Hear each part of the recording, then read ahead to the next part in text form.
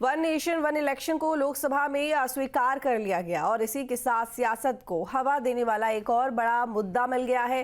केंद्रीय कानून मंत्री अर्जुन राम मेघवाल ने लोकसभा में एक देश एक चुनाव का प्रस्ताव रखा। इसके समर्थन में 269 वोट पड़े, जबकि विरोध में 198 वोट पड़े। ये रिपोर्ट देखिए।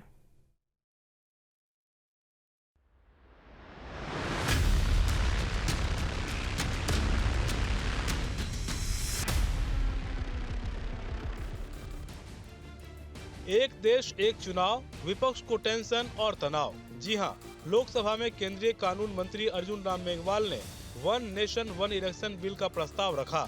इस बिल के समर्थन में 269 वोट पड़े, जबकि इसके विरोध में 198 वोट पड़े। हालांकि अंत में इसको चर्चा के लिए स्वीकार कर लिया गया है, लेकिन उससे पहले ये भी जान लेते हैं कि बिल स्वीकार होने के बाद की प्रक्रिया क्या हो सकती है।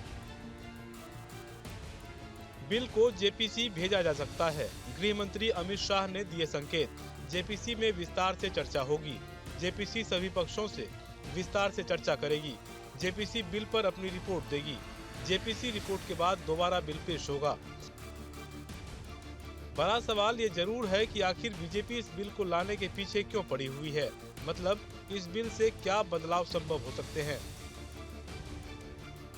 बार बार आचार संहिता से मुक्ति, चुनाव खर्च में कटौती होगी, विकास की रफ्तार बढ़ेगी, प्रशासनिक कार्यक्षमता बढ़ेगी।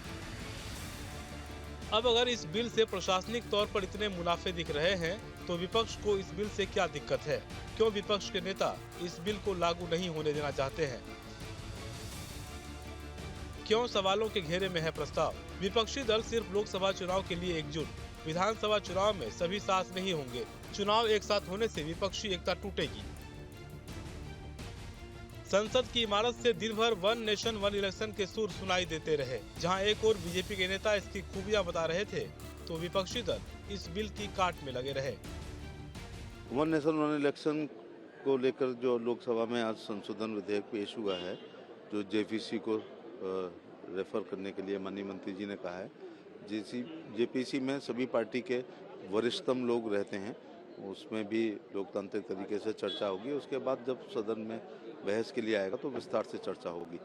लेकिन ये संसदीय रिफॉर्म्स की दिशा में एक बहुत बड़ा ऐतिहासिक कदम है। माननीय मोदी जी हमेशा मिनिमम गवर्नमेंट मैक्सिमम गवर्नेंस पर विश्वास करते हैं। वन नेशन वन इलेक्शन ये कुछ नहीं है, एक शगुफा है। क्योंकि आज देश में बहुत बड़े बड़े समस्याएं हैं। सरकार की नीति और नियत उन समस्याओं को समाधान करने के लिए, सॉल्व करने के लिए सरकार की न चाहत है, न सरकार की नीति है, न नियत है। इसलिए लोगों के माइंड को डाइवर्ट करने के लिए वन नेशन वन इलेक्शन अच्छा होता। आज वन नेशन वन एजुकेशन का बिल लाकर रखते, हम लोग उसका स्वागत करते। खैर, अभी बिल को जेपीसी के पाले में डाला जाएगा, जिसके बाद जेपीसी की रिपोर्ट के आधार पर ही बिल पर आगे की चर्चा हो सकेगी। मगर उससे पहले जिस तरह से संसद की इमारत में सियासी सुर सुनाई दे रहे हैं, वो जल्द थमते नहीं दिख रहे। Team news state.